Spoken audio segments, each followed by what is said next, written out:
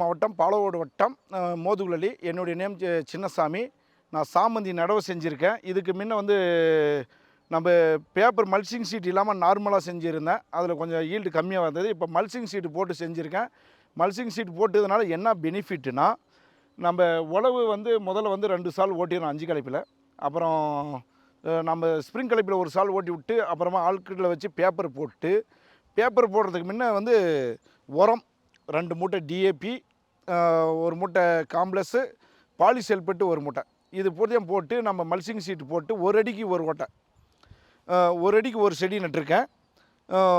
இப்போ வந்து நார்மலாக நடுறதுக்கும் நம்ம இதுக்கு என்னன்னாக்கல, நார்மலாக நடும்போது களை அதிகம் வரும். இது களை பிரச்சனை இல்லை. இப்போ டெக்னாலஜி அதிகம் ஆனதுனால பேப்பர் எல்லாருமே போடுறாங்க, அது பிரச்சனை இல்லை.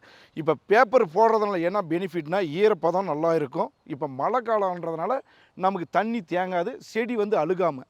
இல்லை போனால் செடி அழுகலை. இப்போ சாமந்தி வந்து மேக்ஸிமம் பூர்ணிமா நட்டிருக்க ரகம் பேர் வந்து பூர்ணிமா. நம்ம நட்டோம்னா அழுகல் வந்துடும். இதில் வந்து அழுகல் வராது. மேக்ஸிமம் தண்ணி நமக்கு பிடிக்காது, வேறு அழுகல் 100% வராது. இன்னொரு பெனிஃபிட் என்னென்னா, நமக்கு ஈரப்பசம் அப்படியே இருக்கும். ஈரப்பதம் நல்லா இருக்கும், செடி நல்லா இருக்கும். இன்னொரு செடி வளர்றதும் வந்து நமக்கு நார்மலாக கூட இது வந்து 10% இல்லை, 40% அதிகமாக வளரும். நம்ம நார்மலாக நடுறதுக்கும் நம்ம பேப்பரில் நடுறதுக்கும் 40% அதிகமாக வளரும். அப்படின்னும் போது நமக்கு பூவும் இதுவும் வந்து நல்லா இருக்கும். நம்ம நார்மலாக நடுறது, இதுக்கு முன்னே நான் நார்மலாக நடும்போது 2 செடி நட்டேன். பேப்பர்லேயே வந்து 1 அடிக்கு நட்டலாம், 1/2 அடிக்கு 1 செடி நட்டேன். இன்றைக்கி 1 அடிக்கு 1 செடி நட்டு இன்றைக்கி நான் வந்து 1 மாதத்தை 10 நாள் ஆகிருக்கு. நான் சாமந்தி நட்டு 1 மாதத்தை 10 நாள் இவ்வளோ இது வந்திருக்கு. இன்ன வரைக்கும் நான் வந்து அடிச்சிருக்கிறது ஒரே ஒரு மருந்து மட்டும்தான். இந்த பேப்பரில் நட்ட பிறகு இதுக்கு முன்ன வந்து இந்த 1 மாதத்துக்கு வந்து மேக்ஸிமம் 15 நாளைக்கு ஒரு மருந்துனா கூட 3 மருந்து முடிச்சிருக்கோம். இப்போ நான் பேப்பர் மல்சிங் ஷீட் போட்ட பிறகு ஒரே ஒரு மருந்து மட்டும் தான் அடிச்சிருக்கேன். அந்த ஒரு மருந்து என்ன ப்ராப்ளம் ஆச்சுன்னா, கரும்பேனு. அந்த கரும்பேனு வந்து வந்ததுனால தான் அது ஒரு மருந்து அடிச்சிருக்கேன். இன்ன வரைக்கும் வேறு எந்த ப்ராப்ளமும் இல்லை.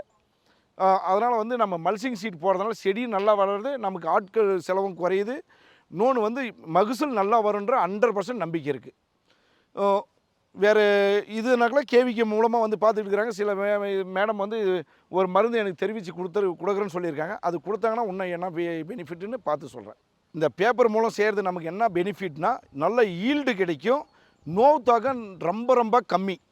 அதனால் வந்து பேப்பர் மூலம் சாகுபடி செய்யுங்க, நல்ல பலன் கிடைக்கும்.